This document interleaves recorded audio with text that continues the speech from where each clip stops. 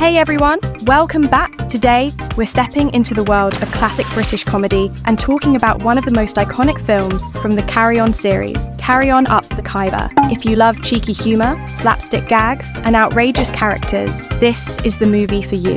Let's dive in and take a closer look at why it's still a fan favourite decades later. First off, let's talk about the cast, because this film is packed with legends. Sid James plays Sir Sidney Rough Diamond, the British governor of a fictional province in colonial India. And of course, Kenneth Williams is the Kasi of Calabar, an over-the-top pompous local ruler whose scheming sets the whole plot in motion. Then there's Joan Sims as Lady Rough Diamond, sharp, snarky, and always ready with a biting comeback. Oh, and we can't forget Charles Hawtrey as Private Whittle, who somehow manages to steal every scene he's in, even with the smallest lines. Now, here's an interesting one. Roy Castle. He plays Captain Keen, a romantic, straight-laced officer caught up in a love story with Princess Jelly, played by the lovely Angela Douglas. You might know Roy Castle better as a musician and TV presenter, but in this film, he's showing off his leading man chops. The romance is a sweet side story that adds a bit of heart to all the chaos. It's a little more restrained compared to the rest of the movie, which makes it stand out in a good way. So, where did they film all this hilarity? You might be surprised to learn that while the movie is set in the Khyber Pass, the sweeping mountain shots were actually filmed in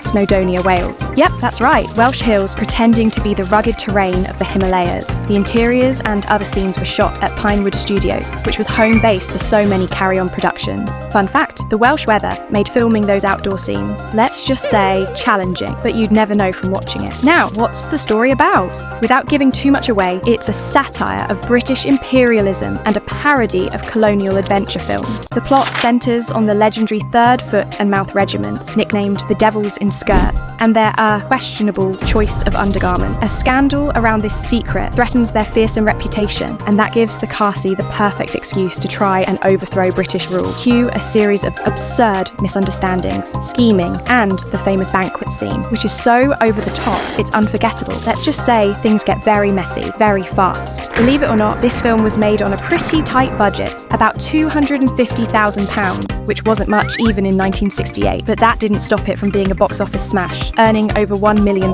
That's huge for a comedy like this. Critics were divided, as they often were with Carry On films, but audiences loved it, and it's now considered one of the best in the series. What makes Carry On Up the Khyber so special though? For me, it's the perfect mix of witty dialogue, ridiculous physical comedy, and brilliant performances. Sid James is at his roguish best. Kenneth Williams is hilariously pompous, and Joan Sims brings her trademark sass. Every character feels larger than life, and they all throw themselves into the absurdity with such enthusiasm. It's impossible not to laugh, even at the corniest jokes. So, if you're a fan of British humour, or just want to see what all the fuss is about, this is a must-watch. And if you've already seen it, you know the drill. Drop your favourite moment in the comments below. Was it the Kasi's outrageous schemes, the Devils in Skirts reveal, or maybe that chaotic banquet scene? That's all for now. Thanks for watching, and I'll see you next time with more movie deep dives. Don't forget to like, subscribe, and maybe rewatch Carry On Up the Khyber. Trust me, it's worth it. May his radiance light up your life.